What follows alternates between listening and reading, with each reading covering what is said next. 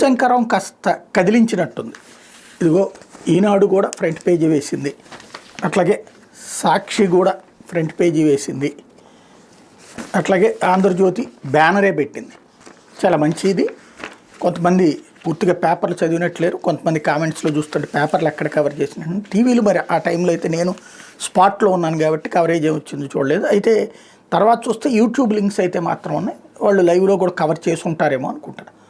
ఓవరాల్గా ఒకటి మాత్రం వాస్తవం, మనం మంచిని మంచిగానే చెప్పుకోవాలి, చెడుని చెడుగానే చెప్పుకోవాలి. కవరేజ్ జరిగితే జరిగిందని చెప్పుకోవాలి, జరగకపోతే జరగలేదైనా చెప్పుకోవాలి.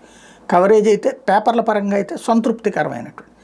సరే, రాజకీయ పార్టీల కార్యక్రమానికైతే ఇంకా చాలా కవరేజ్ చేస్తారు, కానీ అసలు హిందూ శంకారావు అంటే హిందువులకు సంబంధించిన కార్యక్రమాన్ని చాలా నిర్లక్ష్యం చేసేటటువంటి రోజులలో పత్రికలు బాధ్యతగా ప్రవర్తించి అభినందించాలి. మంచి చేసినప్పుడు వాళ్ళని అభినందిస్తే మరింత చేయాలనిపిస్తుంది వాళ్ళకు కూడా.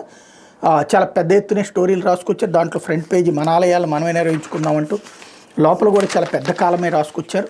దానికి సంబంధించి ఇంత 2 కథనాలు వచ్చినాయి మొత్తం. ఒకటి ఫుల్ ప్లేడ్జ్డ్గా ఒక స్టోరీ వార్తతో పాటుగా, రెండో పక్కన మళ్ళీ ఇంకొక డీటెయిల్డ్ ఫోటోలతో సహా ఈనాడు స్టోరీ వేసింది.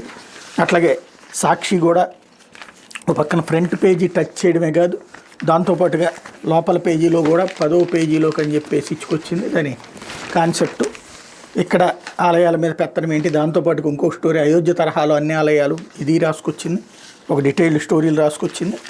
అదే సందర్భంలో ఆంధ్రజ్యోతి బ్యానర్ హెడ్డింగ్కే పెట్టింది, ఆలయాలకు రక్షణకు దీక్ష అన్నటువంటిది. దాంతోపాటుగా లోపల పేజీలో కూడా దాదాపు హాఫ్ పేజీ కవరేజ్ ఇచ్చింది. అలాగే ఇంగ్లీష్ పత్రికలు కూడా టచ్ చేసింది. కాబట్టి పత్రికలకి ఈ సందర్భంలో అభినందనలు.